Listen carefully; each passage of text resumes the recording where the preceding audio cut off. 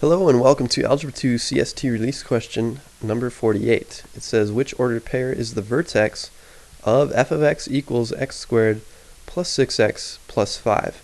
Another way to write this is y equals x squared plus 6x plus 5.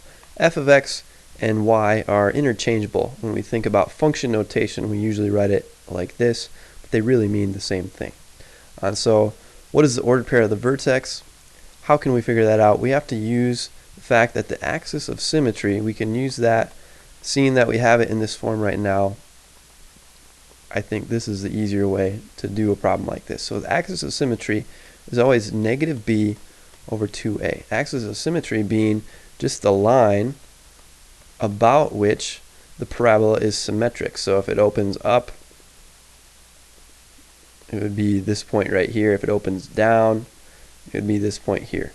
If we take this as a reflecting line, it looks exactly the same as it does on this side compared to this side.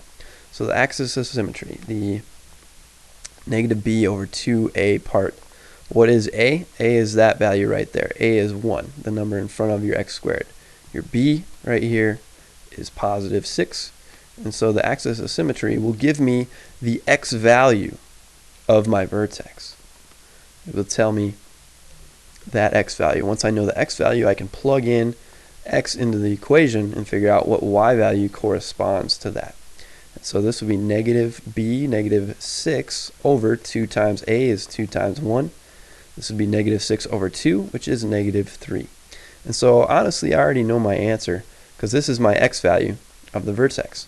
Axis of symmetry, this is where this is equal to x. So we use that and we get negative 3 equals x.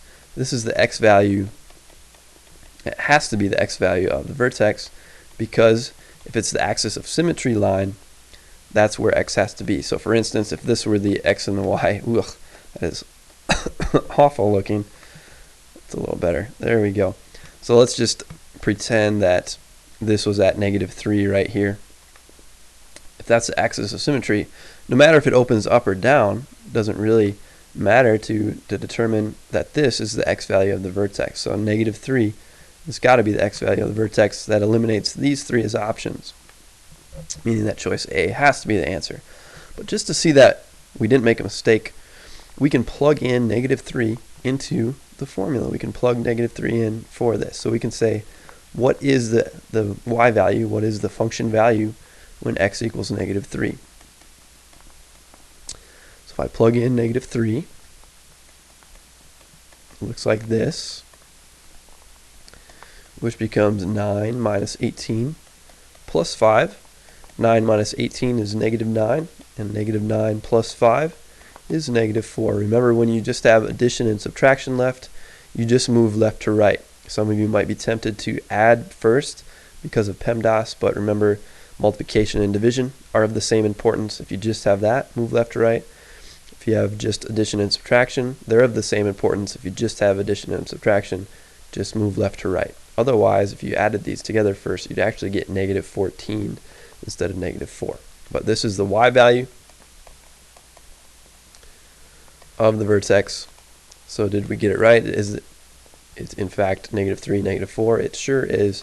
So the vertex is what we thought all along there, negative 3, negative 4. Not all along, but ever since we got this, we thought that was the answer. We plugged it in just to verify, and it worked out. So number 48, choice A.